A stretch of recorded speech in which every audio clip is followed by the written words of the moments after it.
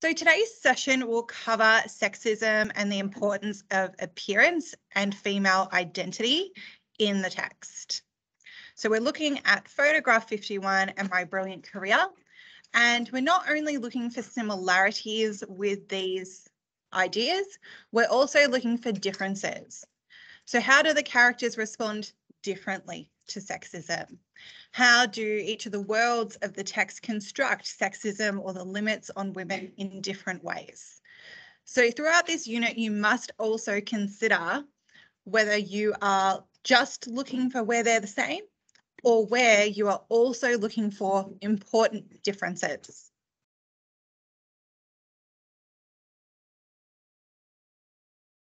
What you should consider first are the overarching questions of this theme. What is sexism? Now, that's a hard question to define. It's multifaceted. It's not just one type of behaviour we're talking about. If you look at photograph 51, you might want to talk about systemic sexism, where it is deeply enrooted into the society, so it continues to show in the behaviours of the male characters. It's shown in the Institute of King's College, even the title of King's College, if you want to analyse it in detail. But you have to consider each text separately. What is sexism in this text? When we look at My Brilliant Career, different again.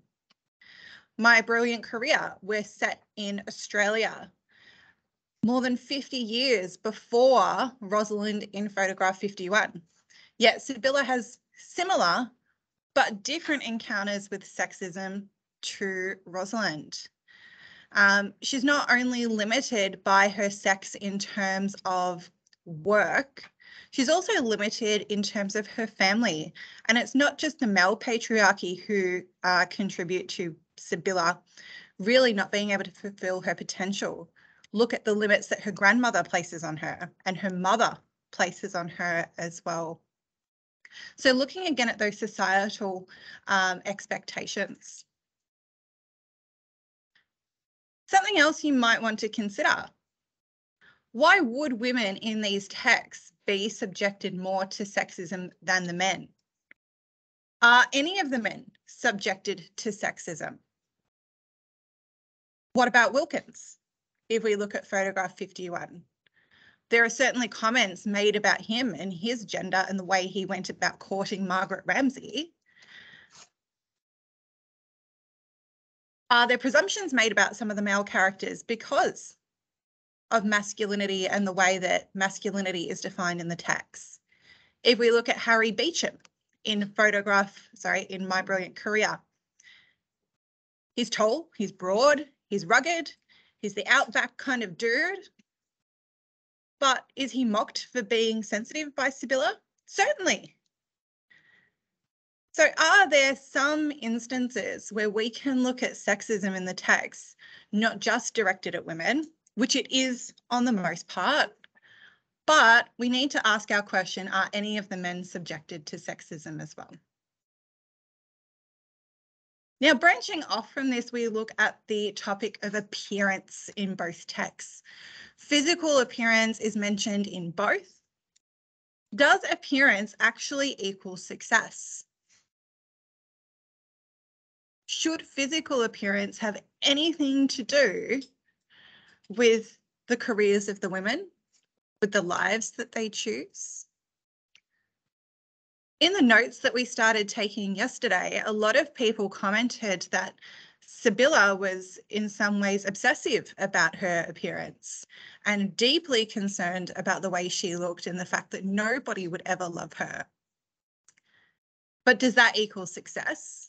And what is success? Are we looking at success in the era meaning finding a husband and that was her life goal or should have been her life goal? Or what about success upon the stage? Well, does appearance matter then if she wanted to go and be an actress? Perhaps it does. Then we need to look at Rosalind. Rosalind, to the surprise of her male counterparts, was actually pretty good looking. And they still make lots of comments about her physical appearance to undermine how talented she actually was.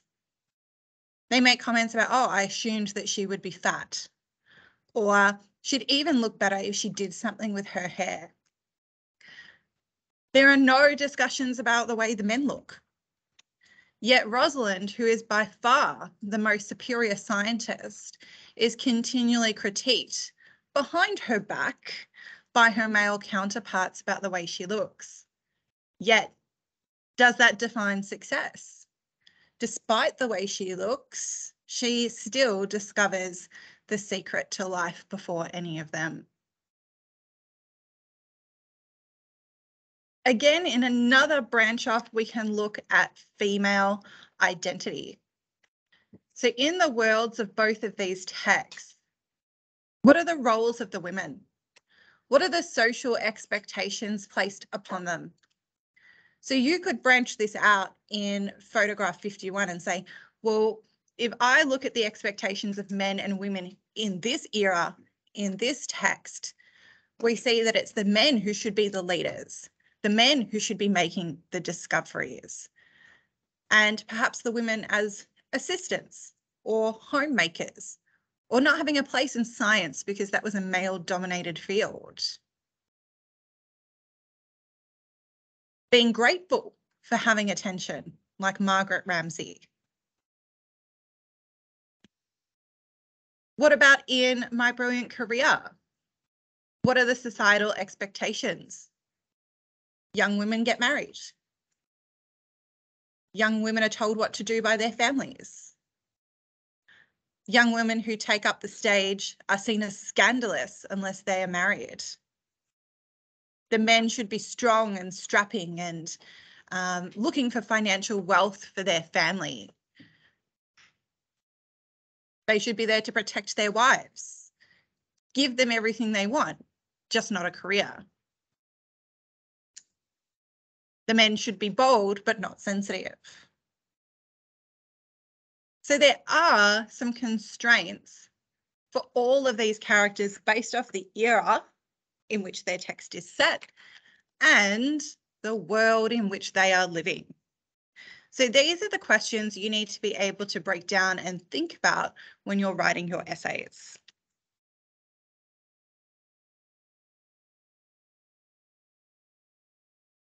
The next few slides will cover the different ideas, concepts, and examples from both texts. In summary, these are the big ideas that we've just discussed, and they may help you with your essay planning in the future. We've already discussed what are the societal expectations of men and women during the context of the setting of each text. We've looked at how appearance affects the way that people are perceived. We could even go further into that because we can't just keep talking about Rosalind and Sibylla. If we look at My Brilliant Career, there are other women who are judged by the way they look. Even Sibylla judges other women by the way they look. She judges her sister Gertie, beautiful and petite. Her aunt Helen, who seemingly has it all, yet is rejected by her husband. And particularly the male characters in My Brilliant Career, it also affects the way that they perceive the other women in the text, pursuing the most beautiful women. But Sibylla is so critical of the way she looks. Yet over the course of the text, there are several male suitors who take an interest in Sibylla. We could look at the breakdown of opportunities for women and men. What opportunities were available to girls in both of these texts, and then the men? In photograph 51, Rosalind is given the opportunity to work at King's College, yet is undermined as soon as she's there. She's given all the tools, the best equipment. She's taking the best photos, and then they're stolen from her. So Rosalind seemingly has quite a few opportunities. As do many of the males in her field, there are lots of men who are also looking for the secret to life. But then if we look at the other text, Sibylla has wild dreams. She wants to be a poet. She wants to be a writer. She wants to be part of the art world. But these opportunities aren't available to her. When Everard Grey suggests she go on the stage, her grandmother abruptly says no, and that's the end. Whereas her brother, when her brother wants to leave the family home for his own reasons, for being poorly treated, he just goes off and leaves the family home and pursues what he wants to pursue. Yet Sibylla is the one who is sent away as a governess to pay off the family debt. So real limits being placed upon the women in the text. What are the texts saying about the women who do not conform to societal expectations? Are they treated positively or negatively? Rosalind breaks the mold. Rosalind is a passionate scientist, but she also is confident enough to tell some of the men off in her life when they don't treat her well.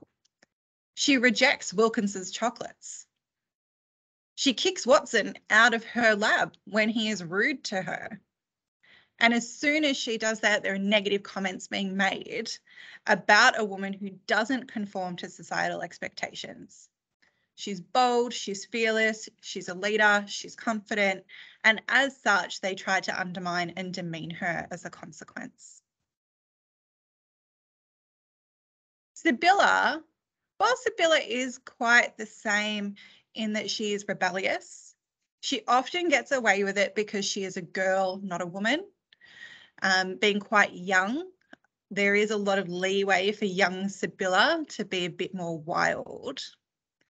But there are several times that comments are made to Sibylla about not behaving properly. When she runs off on Frank Horden, who opens the gates, she's called a tomboy. She's told off by her grandmother for being improper.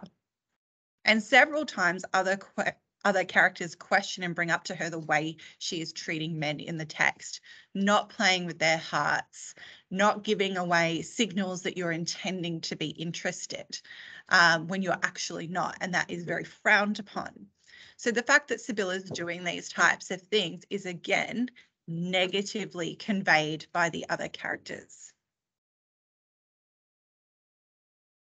But then to expand, how are the men recognised in these texts despite their flaws? The women are continuously critiqued both by themselves and others, but how are the male characters perceived? Wilkins commits a terrible crime against Rosalind. He betrays her. He takes her photo and he shows it to Watson and Crick, ruining her life work and handing it away. Yet where are the consequences? The other men certainly don't tell him off. We do see a lot of transformation in Wilkins. By the end with Rosalind, there is some recognition that despite his flaws, there's some level of acceptance there between the two. But then we have men like Watson and Crick who have really portrayed negative attributes throughout the text, yet there's no critique of their behaviour, no critique of the fact that they stole somebody else's hard work, that they kind of manipulated and played on Wilkins' insecurity to get the information from him.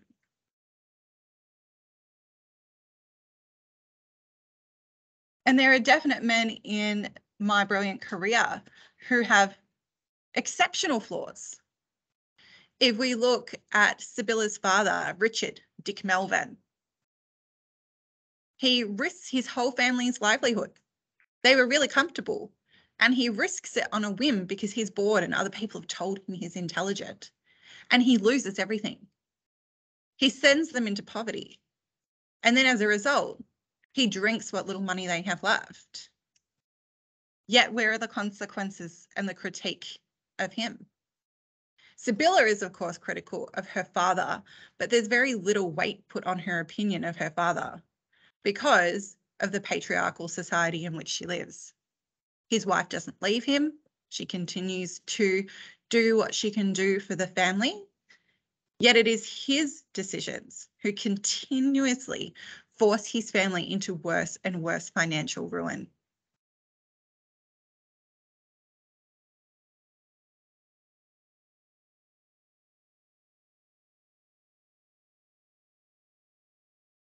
What are the expectations of men and women within the context of the text? So we're going to further break down some of these questions.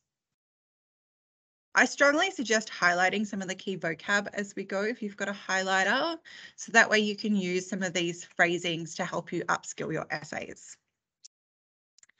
Both texts present women who choose to pursue a career or a passion, and they are perceived to be outsiders.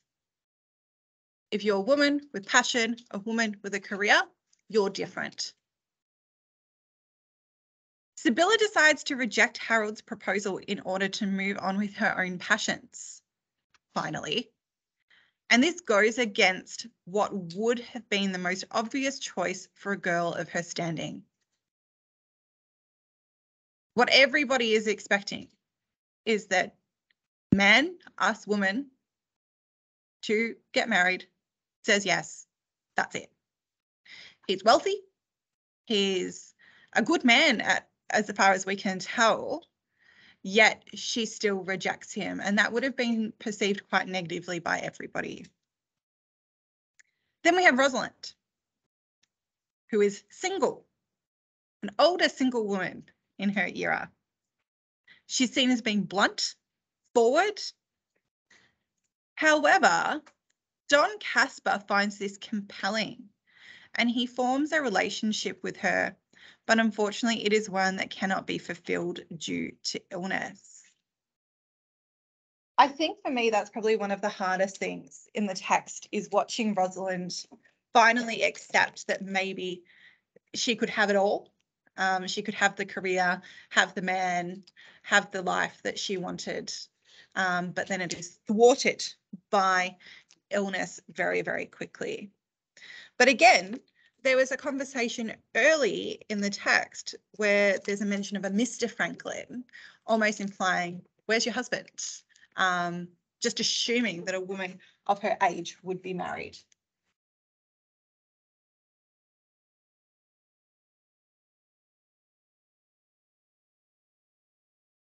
Identity and the male gaze. Both the female protagonists of the text are ones that are deemed to be unattractive, either by themselves or others. It does differ between the texts. Rosalind is described as not taking in any interest in her clothes or appearance. When men ask what she looks like, they often assume that she is fat. If you've seen the materials online, you'll note that Rosalind's actually played by Nicole Kidman.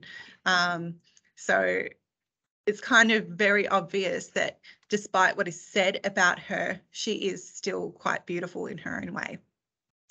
Rosalind does not focus on her appearance and remains committed to her profession and her research.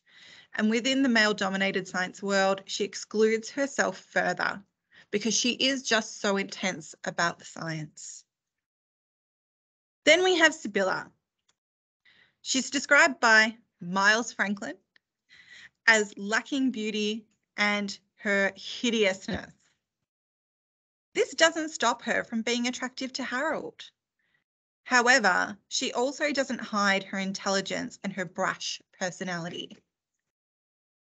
Like Rosalind, she's very intellectual, and she is forthright at times, probably not as forthright and clear as Rosalind, but there are similarities in their personality. It is the intelligence of women that makes men in these texts uncomfortable. Not uncomfortable around Gertie, not uncomfortable around beautiful, demure Aunt Helen, but by the very intelligent women like Rosalind, like Sibylla, there isn't a feel of being uncomfortable. The men in photograph 51 are intimidated by Rosalind's intellectual mind and therefore focus on criticising her intelligence, also by not referring to her as Dr. Franklin and continuously calling her Miss Franklin suggests that they are undermining her achievements. She has the same qualifications as they do. The purpose of a woman during both these contexts within the text suggests that stereotypically it was for the sole purpose of satisfying the male gaze. However, both Franklin and Ziegler push the boundaries in this idea. They clearly reinforce the power of the mind being much more valued than their appearance in the male-dominated world. So some great vocabulary that you can use there around the purpose of each text. What is most important, brains or beauty?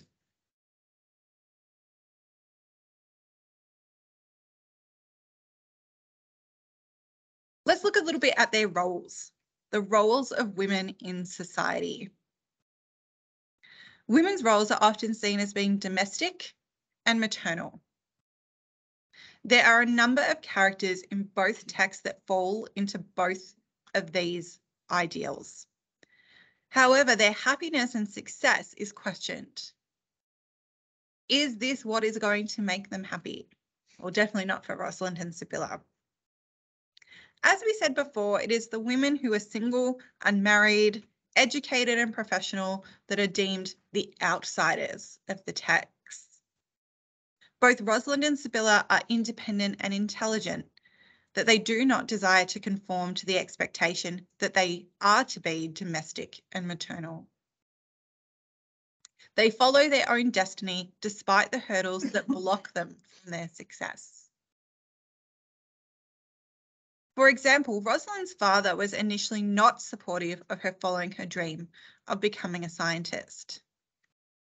He knew that this was not the job for a woman during the time and that she would find it difficult. The only way that she would find success was to always ensure that she was right, otherwise her success would be doomed. You could interpret that as an acceptance as well of Rosalind's career, because in the end he does give advice that, you know, you can do it, but it will be hard. Then you have Sibylla, and she's also limited by her mother. Sibylla's mother did not believe that Sibylla was useful as domestic help. She was intelligent, well-spoken, knew too much for her own good. She was not well practiced in domestic duties, and therefore at the conclusion of the text went to work overseas to work as she was deemed to be unmarriageable.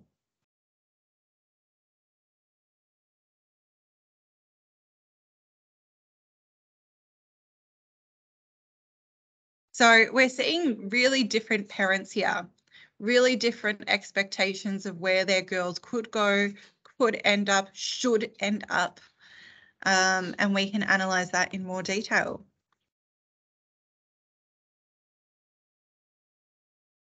You could look more carefully at the mother characters.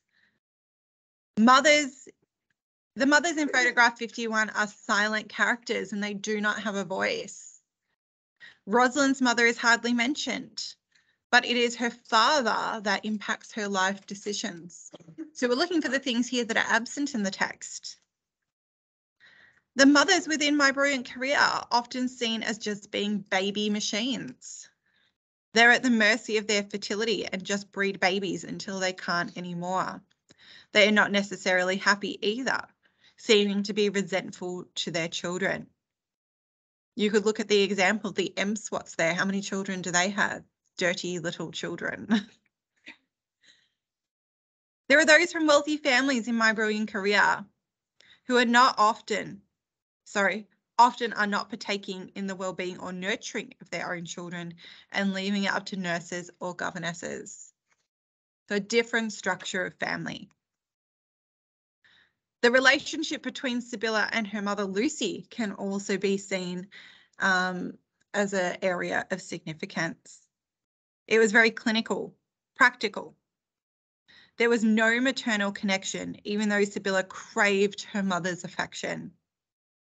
Lucy's own upbringing influenced the way she brought up her own children. wanting them to conform, behave, make sure that they are not unladylike in their manner. And she's concerned enough that Sibylla is unattractive and unwomanly and very plain, and that this will result in her not being attractive enough to marry someone. So her priority for her daughters was to bring them up, to marry them off, which is very different to the way the sons were raised. But why is Sibylla's mother like this? Lucy is a victim of her own childhood beliefs, the own way that she was raised, of what a woman should be. Although she has come from a privileged childhood herself, her marriage results in her losing everything and living a life of poverty that has worn her down. Although she was in an unhappy marriage, she still wanted to uphold her values of the civilized society and the expectations of what a woman was expected to do, and remained in this world that caused her hardship and unhappiness. Perhaps a little bit of resentment there. How dare Sibylla think that she can go off and live this wonderful life? How dare she? She should follow the exact same path as her mother. Grow up, be educated, be married, live that life for better or for worse.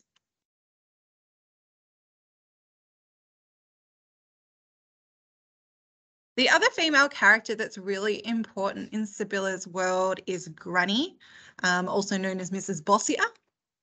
She's seen as the matriarch of the family.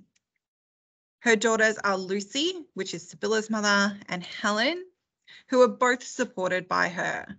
Lucy supported financially, and Helen, who lives with her mother at Kattegat. She does have a social conscience, Granny, and is always helping those who need it. Even though she is a generous woman, she still believes it is the job of a husband to support her family, and she refuses to help her daughter in other ways due to the failure of Richard Melvin's ability to support his family. She sends money, she allows Sibylla and Gertie to go up there, but she doesn't completely sweep them in and save them, because she believes that it is his job to fix his own family. And I can kind of see where Sibylla gets it from, because she is a dominating, strong-minded woman. She's not afraid of hard work. And even though she's had an aristocratic upbringing, she likes to get her hands dirty and is independent in her own way, and as such, well respected. She has a strong relationship with Sibylla, yet she does not question Lucy's choice to send her to, that should be Barney's Gap, against Sibylla's wishes. A mother's decision is final and cannot be questioned. She doesn't help Sibylla. She said, okay, I sent a letter. Your mum says you've got to go. You've got to go. So she's also very respectful of hierarchy in that way.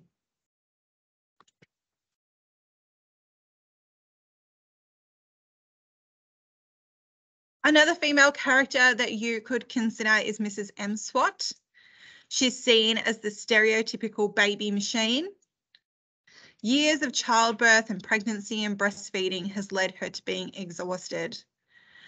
She is a pleasant-looking woman who is protective of her children, all 9 of them. Even though she lives in the most horrible hole in the world and is the dirtiest living creature, she is content with her life and her role as a mother, but one that Sibylla does not want for herself. So we're seeing all different types of female characters here. You've got Lucy, who's kind of fallen from that rich aristocratic background. You have strong Granny, strong-minded Sibylla, and then dirty Mrs. M Swat as well.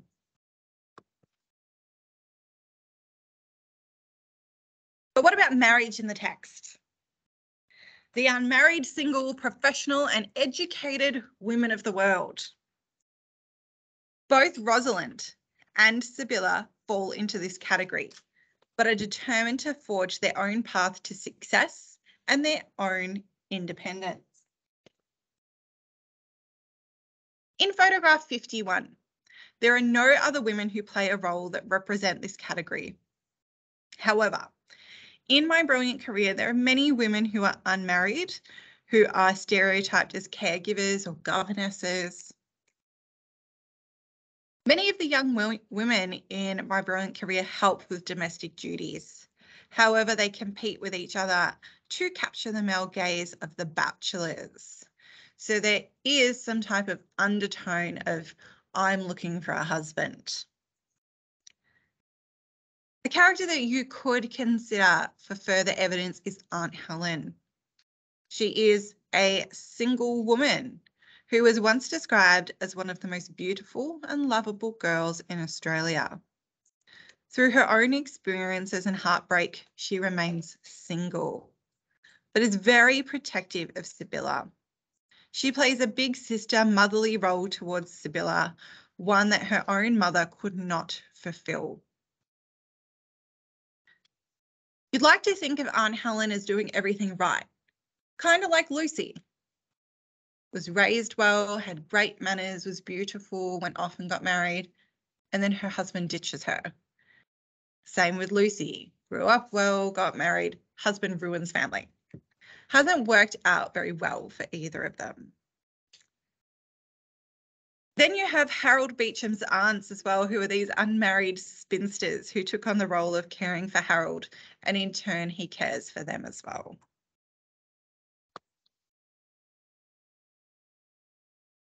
But what are both of these texts saying about the value that is placed on appearance? We've touched on this a little bit already, but a statement you could use is the women often have to prove their worth in spite of their appearance. Although Rosalind is successful, she's scrutinised by the men because of her appearance. You can use these quotes. I mean, she could possibly be attractive if she even took the mildest interest in her clothes. But appearance aside, she's not engaging. What does that even mean? Engaging. Pleasant? Entertaining, kind, nice to look at. The word engaging is very broad. And she's a cipher where a woman should be. That said, she's not that. Wow. Just wow. Then you have Sibylla. Sibylla also deals with her mother claiming that she was not beautiful, and her assets were her education, learning domestic duties, because she was deemed to be not of marriage material, poor Sibylla. Well, I found that being a girl was quite pleasant until a hideous truth dawned upon me. I was ugly. Coming from Sibylla herself. But I'm wondering where a girl like that gets that from. She doesn't just come up with the idea that she's ugly. Obviously, there has been a whole number of things happening across her childhood to make her believe that, strongly stemming from Lucy. If you feel that you are afflicted with more than ordinary intelligence, and especially if you are playing with it, hide your brains, cramp your mind, study to appear unintellectual. It is your only chance. So again, hiding women with intelligence and just bringing forthright what they did hold important in that era, which was being beautiful.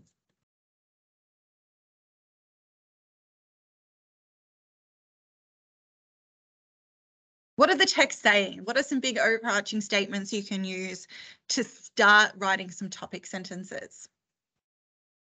Franklin reveals that in order to be accepted within a patriarchal society, women who are intelligent need to hide their cleverness and wish for happiness, homes, and husbands. Otherwise, they will be put out of the matrimonial race and in effect deemed to be outcast within society.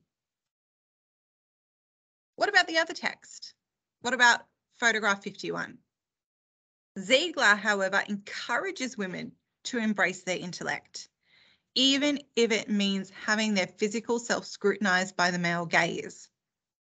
But she also exposes that it does come at a cost, which sometimes leads to isolation and loneliness.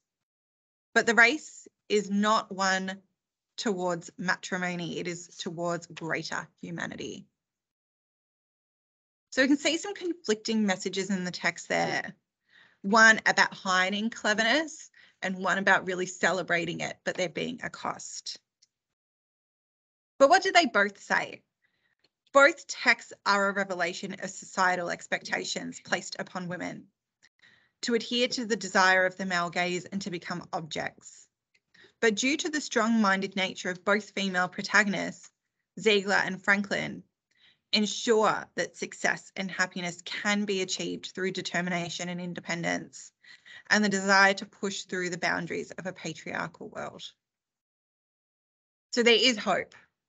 They're pushing the envelope, they're challenging the mold, there's strong women in both texts for you to unpack and analyse. That brings us to the end of the lecture part. There'll be some activities for you to partake in this lesson and the start of next lesson, where we really want to start gathering the evidence that we looked at today around the role of women, patriarchal societies, and sexism. And these are the activities that I strongly suggest will help you. Creating a theme table where you organise by theme, a couple of events that you feel really represent these ideas, what the overall statement is in terms of that text. What's Miles Franklin's statement about sexism? What is Miles Franklin saying about identity and gender roles? What is Miles Franklin saying about appearance?